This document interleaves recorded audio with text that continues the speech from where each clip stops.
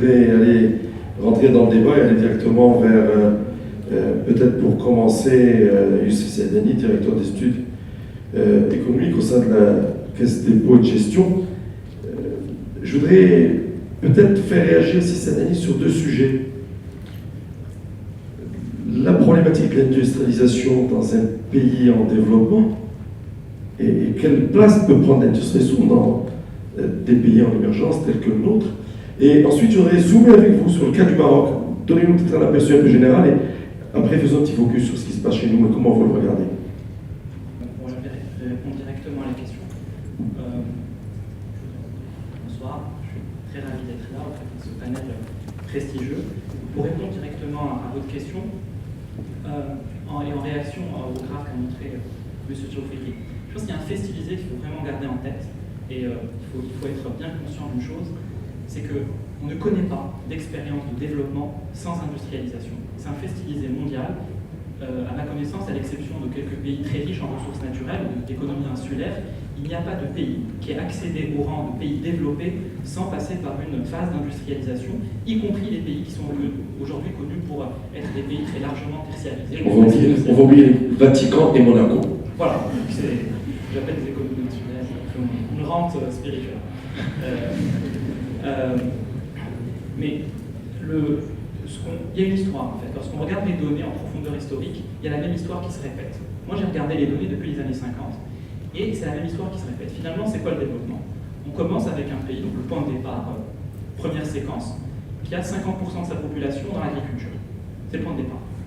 Donc on a une population très largement ruralisée. À partir d'un certain moment, ces gens-là, les paysans, commencent à venir en ville. Et tout le processus de développement, c'est la conversion des paysans en ouvriers. C'est ce qu'on voit partout.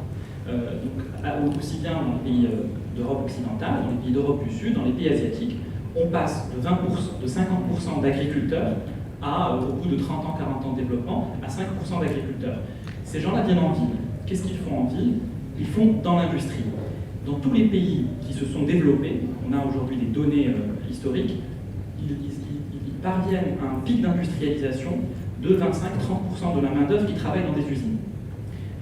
Donc ça, c'est une régularité empirique. Partout aujourd'hui, dans tous les pays qui sont développés, ils ont réussi à mettre à un certain moment 30% de la main-d'œuvre dans les usines. Et il y a un point clé de basculement où le nombre d'ouvriers devient supérieur au nombre d'agriculteurs. C'est un point central. Au Maroc, pour vous donner juste des ordres de grandeur, on a 4 millions d'agriculteurs, 1 million d'employés dans l'industrie. En réalité, c'est beaucoup moins parce qu'on inclut les artisans. Donc on est très très loin de ce point de basculement. La France a atteint ce point de basculement en 1958, Taïwan en 72, la Corée en 76. Donc c'est un point fondamental. Alors pourquoi? Et ensuite, à partir d'un certain pic d'industrialisation, commence à se désindustrialiser et à passer dans les services, la tertiarisation, et avec une montée surtout des services sophistiqués qui sont intensifs en capital humain, à savoir les services financiers, les services aux entreprises, la santé, l'éducation, etc. Alors, le Maroc ne suit pas du tout ce schéma. On a ce qu'on peut appeler une désindustrialisation prématurée. C'est-à-dire le pic d'industrialisation au Maroc a été atteint, d'après les données qu'on a, mais elles sont très parcellaires, dans les années 80. On a réussi à mettre 15% de l'emploi, de la force de travail dans l'industrie. Ensuite, dans les années 90, on s'est engagé dans une phase de désindustrialisation et aujourd'hui, on est à 11% de la force de travail dans l'industrie. Et donc, il y a une dynamique baissière. C'est une tendance lourde. Malgré les dynamiques sectorielles qu'on voit, la tendance macroéconomique, c'est une baisse de la part de l'industrie dans l'emploi total. Alors, la question c'est, est-ce que c'est grave? Finalement, est-ce que c'est un hasard que tous ces pays se soient développés en s'industrialisant à un certain moment, au moment du décollage? Et d'après les données qu'on a, et d'après la recherche économique, oui, c'est grave, effectivement. Pourquoi l'industrialisation a joué une fonction historique essentielle? Parce que les paysans n'étaient pas très qualifiés. Et donc la seule façon de faire la convergence en productivité, quand vous avez une grande majorité de la population qui a peu de capital humain, c'est d'émettre une chaîne de production. Les services, pour faire de la productivité dans les services, c'est très intensif en capital humain, c'est très sensible en capital humain. Si M. Djofiri veut produire la même chose que le bureau de Milan, il faut qu'il soit entouré des mêmes compétences qu'au bureau de Milan. Chez nous, ils sont meilleurs. Chez nous, ils sont certainement meilleurs. Je souscris à ce point de vue. Mais en revanche, à l'usine de Renault, on converge en productivité avec la Roumanie, les compétences académiques de nos ouvriers, en faisant l'hypothèse qui reflète le niveau moyen du système scolaire marocain, sont très inférieures en maths, en compétences analytiques, etc. Par contre, ils vont converger en productivité parce qu'ils sont insérés dans une standardisation, etc. Cette spécificité de l'industrie lui donne une sorte de vertu, de secteur spécial. Si bien qu'il y a un économiste qui a forgé un concept, il dit que c'est un ascenseur de croissance, il s'appelle Daniel Rodrik, et il a écrit un article qui s'appelle Unconditional Convergence. Il montre, en s'appuyant sur toute une série de données, qu'il suffit d'entrer dans l'industrie, indépendamment de son niveau de capital humain, de son niveau de gouvernance, du climat des affaires, pour converger en productivité vers les pays plus développés. En revanche, dans les services, si on veut faire de la convergence, il faut avoir du capital humain, de la qualité de gouvernance, etc. Donc le problème du Maroc aujourd'hui, c'est qu'on est en train de se désindustrialiser prématurément. Juste quelques données sur le niveau du capital humain aujourd'hui au Maroc. Je pense que c'est... Bon, on a tous, disons, des intuitions sur le problème du capital humain, mais quand on regarde les données, on prend conscience de l'ampleur du problème. On a aujourd'hui... chaque Marocain a fait en moyenne, en prenant ceux qui n'ont pas fait d'études et ceux qui ont fait, je pense comme dans ce panel, 20 ans d'études. Comme dans cette merveilleuse salle. Absolument. Donc je pense que là, on a à peu près 5 millénaires d'études de scolarisation dans cette salle. Chaque Marocain a fait 5 ans d'études. 5 ans. On est au niveau du Libéria. Il faut le savoir. On est au niveau du Libéria. C'est-à-dire qu'on est en dessous de la moyenne de l'Afrique subsaharienne. Ça, c'est en quantité. Et si ça, c'est le stock. Parce qu'on avait un taux de scolarisation primaire de 50% dans les années 90. Aujourd'hui, on a monté. Mais on a la rémanence, le stock. Si on regarde le flux, très simple. Une cohorte au Maroc, c'est 600 000 personnes. Donc si vous prenez des jeunes de 18 ans, c'est 600 000 personnes. Nombre de bacheliers, l'année dernière, 200 000. Donc on est dans un pays où une classe d'âge, on a un tiers de bac à une classe d'âge. Il faut prendre conscience de ça. Plus l'exode rural va s'accélérer, parce que là, l'emploi a grimpé 50% en 2000 à 40% aujourd'hui. Et l'idée de fixer les populations dans le rural, je pense que c'est une chimère. C'est contre la tendance mondiale. Et à partir du moment où on les a éduqués, où ils ont été à l'école, ils vont venir en ville.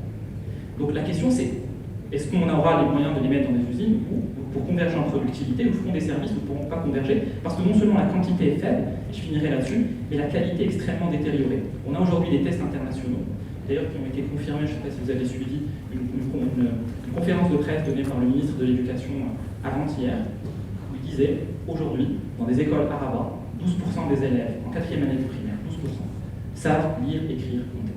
12%. Donc on peut parler de montée en gamme, de technologie, etc. Mais on laisse de côté 80% de la population marocaine aujourd'hui, des jeunes. Et la fonction historique de l'industrie, c'était justement d'absorber ces gens-là et de les monter en productivité parce qu'ils sont insérés dans des chaînes standardisées. Je vais vous poser encore une question, et nous allons aller vers l'ancien ministre de l'Industrie, parce que je suis sûr que ce que vous voulez nous raconter, ça le fait réagir intérieurement. Est-ce qu'aujourd'hui, si je comprends bien, on a cette opportunité de faire un jump et de dire, bon ben, ce qu'on fait a quand même du sens? Sur la politique d'industrialisation? Oui. Bon, en fait... Non, ce que vous nous dites, d'une certaine manière, docteur, c'est que ça va mal, c'est grave, et on n'est pas bien. Et derrière, une fois qu'on a compris que ça va mal et que c'est grave, est-ce qu'on va pouvoir remédier à cela? Moi, ce que je dis, c'est que le moteur de gain de productivité, c'est l'industrie. Historiquement, dans tous les pays, quand on n'a pas de capital humain, la seule façon de faire des gains de productivité, c'est l'industrie. Maintenant, on peut faire, avec la petite fraction de capital humain, on peut faire des gains de productivité dans les services. Le problème qu'on a au Maroc, c'est que le moteur est très petit, et qu'il est structurellement petit. On a un petit moteur de 10% de la population. Maintenant, la question, c'est est-ce qu'on peut faire grossir le moteur? Moi, je pense qu'il faut distinguer deux réalités. Il y a une réalité de désindustrialisation mondiale. Mondialement, tous les pays sont en train de se désindustrialiser. À l'exception de quelques pays émergents qui rentrent dans le jeu, comme le Vietnam, ou même certains qui défendent des positions comme la Turquie, donc en emploi. Mais globalement, tous les pays avancés et émergents sont en train de se désindustrialiser. Donc ce phénomène de désindustrialisation prématurée, le fait qu'on n'atteint pas les pics de 25-30%, c'est une réalité mondiale. Il faut analyser cette réalité. Je pense qu'aujourd'hui, tout le monde, enfin, comme l'a dit M. Tchouféry, tout le monde essaye de traiter le problème. Très peu de pays réussissent à redresser le taux d'industrialisation. Très peu. Moi, dans les données que j'ai vu aucun pays qui a réussi à augmenter la part de l'industrie. Dans les pays développés. Y compris et en développement. Et en développement. L'Amérique latine, c'est désindustrialisation complète. l'Asie est en train de se désindustrialiser, à l'exception, comme je disais, de pays comme le Vietnam, et tous les autres pays sont en train de se désindustrialiser. Donc il y a une réalité. Qu'est-ce qui se passe au Vietnam? Alors le Vietnam est aujourd'hui l'atelier de la Chine, tout simplement. Donc il y a des chaînes de valeur régionales, ils appellent ça Factory Asia. Donc il y a une chaîne de valeur qui se met en place, et la Chine a des coûts qui commencent à monter, et toutes les industries à faible valeur ajoutée sont en train d'être transférées au Vietnam. Le Vietnam, c'est un grand pays de 100 millions d'habitants, très très peu cher, et ils sont très volontaristes, et donc ils sont en train de remplacer la Chine sur certains segments. Ce que je voulais dire, c'est que il y a ce phénomène mondial, et si on fait de l'acharnement thérapeutique, je pense qu'il ne faut pas ignorer ça. Il se passe quelque chose. À l'échelle mondiale, je pense qu'il y a deux phénomènes, ce qui a été d'ailleurs cité. Il y a un phénomène technologique, il y a des gains de productivité dans l'industrie. Et on ne peut pas, je pense, c'est fini l'histoire de on a 25 ou 30% d'une population dans l'industrie. Et deuxièmement, il y a ces chaînes de valeur mondiales où on distribue les emplois à travers les pays. Probablement, ces deux phénomènes sont une rupture historique par rapport à ce qui se passait dans les années 80, au moment où la Corée et la Taïwan se sont industrialisées, mais pas du tout dans le même contexte. Dans le cas du Maroc, au-delà de ce phénomène de désindustrialisation qui est une réalité mondiale, il y a un décrochage spécifique. Alors le Maroc est l'un des pays les moins industrialisés. Moi, je pense qu'il y a des facteurs spécifiques au Maroc. Donc, on peut faire grossir un peu le moteur si on traite nos problèmes spécifiques. Donc, je pense qu'il y en a deux essentiels, mais je pense qu'on pourra en débattre plus tard. Mais le moteur est petit. On pourra le faire grossir un petit peu, peut-être à 13-14% de la population, ou même si on maintient, c'est déjà bien, si on freine le processus de désindustrialisation. Mais l'illusion, l'idée de dire on va accueillir les 40% de paysans aujourd'hui dans des usines, je pense que ça, c'est fini. Et on peut pas, je ne pense pas qu'il faille lire la situation actuelle avec les lunettes du XXe siècle. L'implication, c'est que probablement, on est engagé dans une faible croissance à très long terme et qu'on ne rééditera pas les miracles de croissance qu'ont connus les pays asiatiques. Merci beaucoup. Je vais aller vers Serge.